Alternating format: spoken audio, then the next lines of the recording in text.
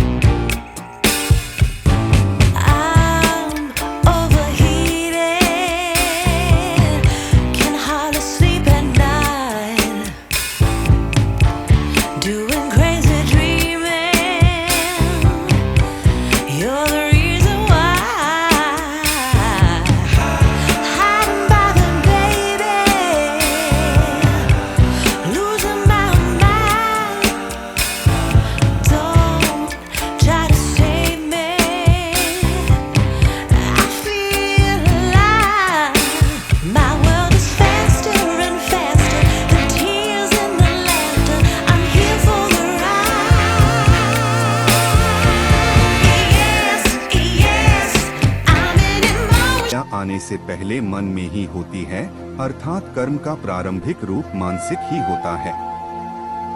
मन में हम बार बार आवृत्ति करते हैं कि मैं उसको ऐसा बोलूंगा, मैं इस कार्य को करूंगा। उसके पश्चात ही वाणी से बोलते अथवा शरीर से करते हैं। मन में यह जो दोहराना होता है, यही संकल्प होता है। व्यक्ति का जीवन उत्कृष्ट, आदर्शमय होगा या निकृष्ट होगा, यह उसकी इच्छा, संकल्प अथवा विचार से ही निर्धारित होता है।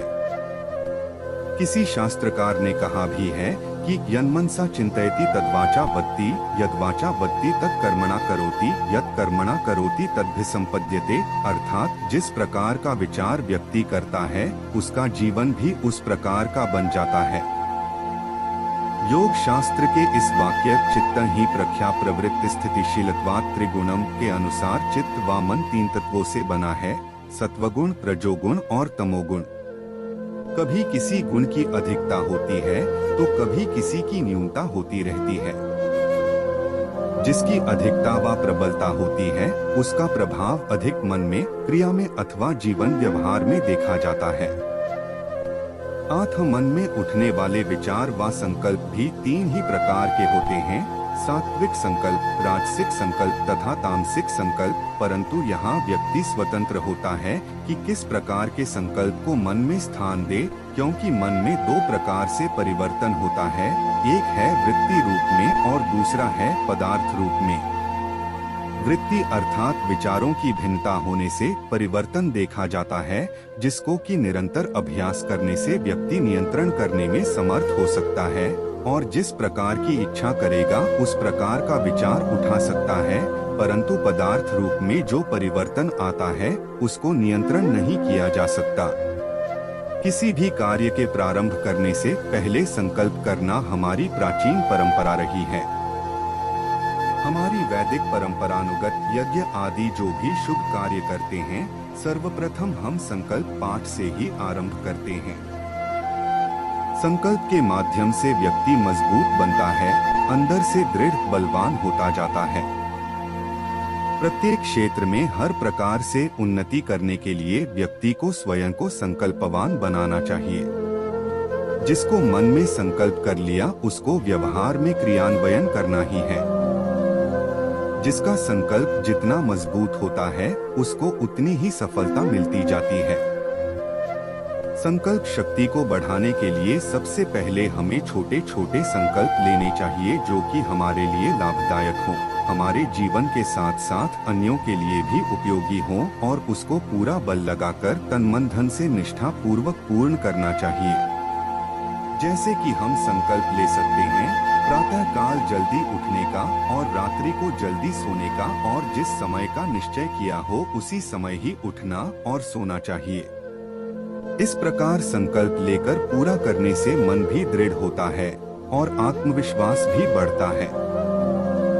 धीरे धीरे बड़े बड़े कार्यों का संकल्प लेना चाहिए, जैसे कि मुझे किसी भी परिस्थिति में सत्य ही बोलना है, मुझे कभी भी आलस्य नहीं करना है, मैं कभी चोरी नहीं करूंगा, सदा पुरुषार्थ ही करूंगा, मैं किसी के लिए भी कभी अपशब्द का प्रयोग नहीं करूंगा, कभी क्रोध नहीं करूंगा, किसी से ईर्ष्या द्वेष नहीं करूंगा, मैं सदा गरीब, निर्धन, असहाय, जरूरतमंद व्यक्तियों की सहायता करूंगा।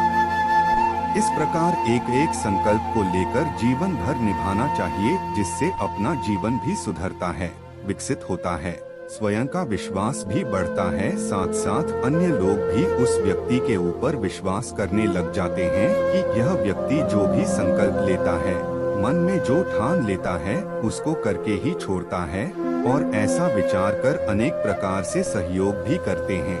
इस प्रकार धीरे धीरे हम इसी संकल्प शक्ति के माध्यम से बड़ा कार्य भी करने में समर्थ हो जाते हैं। शास्त्रों में भी शारीरिक शक्ति की अपेक्षा मानसिक शक्ति के महत्व को अधिक स्वीकार किया है। योग दर्शन के भाष्यकार लिखते हैं कि मानसिक बल व्यतिरेकेण कह दंडकारण्य शून्य कर्तुम उत्सहित, अर्थात केवल शारीरिक कर्म के द्वारा कौन भला मानसिक बल के बिना दंडकारण्य को शून्य करने में समर्थ हो सकता है। संसार की सफलताओं का मूल मंत्र है उत्कृष्ट मानसिक शक्ति, दृढ़ संकल्प शक्ति। इसी की प्रबलता से संसार में व्यक्ति को कोई भी वस्तु अप्राप्य नहीं रह जाता। अपार धन संपत्ति हो, चाहे उत्कृष्ट विद्या हो, समाज में प्रतिष्ठा हो व मान सम्मान हो, सब कुछ इसी साधन के माध्यम से व्यक्ति प्राप्त कर लेता है। लौकिक सफलताओं के साथ साथ यह एक ऐसा आधार स्तंभ है जिसके द्वारा एक आध्यात्मिक व्यक्ति भी अपनी साधना क्षेत्र में सफल हो जाता है। यह एक ऐसी दिव्य विभूति है जिससे मनुष्य ऐश्वर्यवान बन जाता और अकल्पनीय अविश्वसनीय कार्यों को करते हुए सबको हतप्रभ कर देता है।